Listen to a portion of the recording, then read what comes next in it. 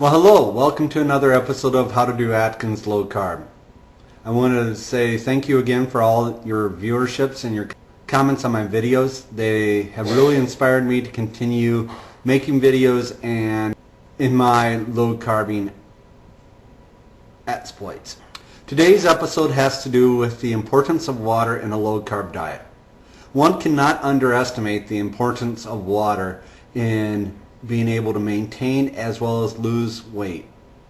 There are two common recommendations for water on a low carb diet. The first recommendation is 64 ounces plus an additional 8 ounces for every 25 pounds you want to lose. So therefore, if you had 100 pounds of weight to lose, you would drink the 64 original ounces plus 32 ounces of water to equal 96 ounces of water per day. The other recommendation or suggestion is to drink half your body weight in ounces. Therefore, if you weigh 200 pounds, you should be drinking 100 ounces of water per day. I personally thought the first recommendation of the 64 plus 8 per each additional 25 pounds was probably the more accurate recommendation.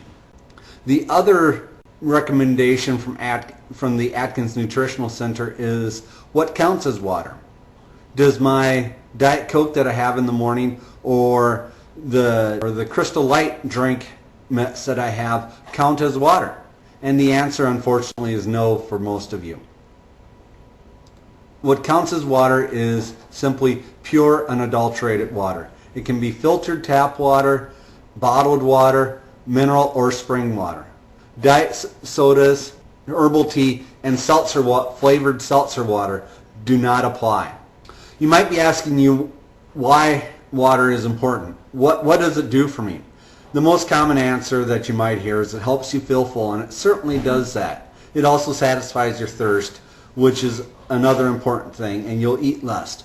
But in my opinion, probably the most important reason to increase your water intake during a low carb diet is that it helps flush out the toxins and the byproducts of you losing weight. I.e., it helps flush out the ketones from the body, and it assists the kidneys in doing that. In addition, one is unable to metabolize fat and glycogen without the presence of water. So if water is not present in your system, if you're not fully hydrated, you will not be metabolizing fat like you wish you would be. This results in you then.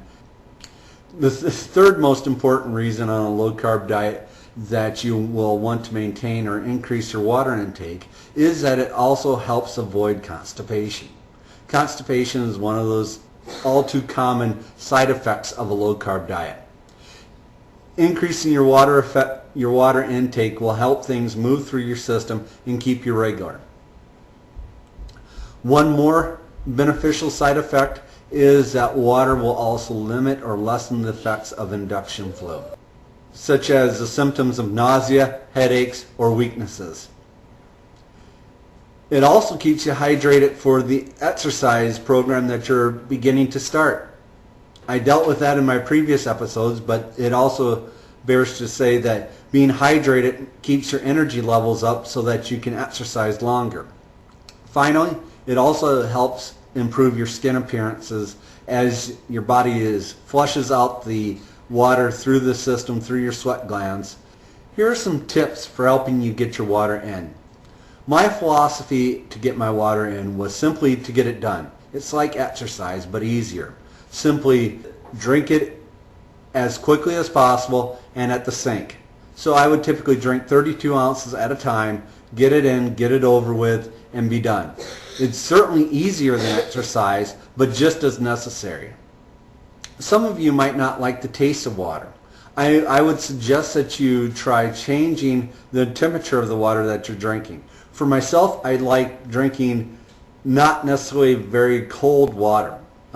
Cool, if tepid water, was much easier to drink fast than ice cold water.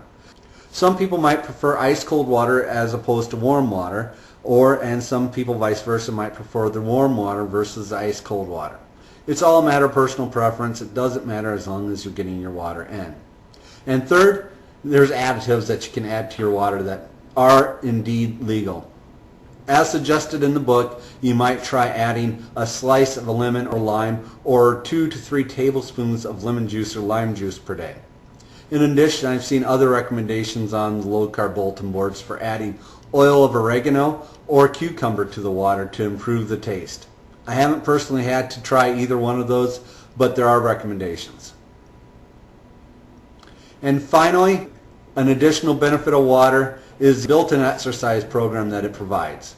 When you're drinking your water like you should, you always know where the bathroom is, and you never fail to be sitting too long in one spot.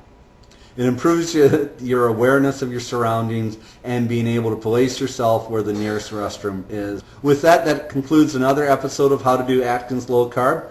I want to thank you for watching, and I hope you stay tuned. The next episode, I believe, will deal with, so when can I eat my oatmeal again?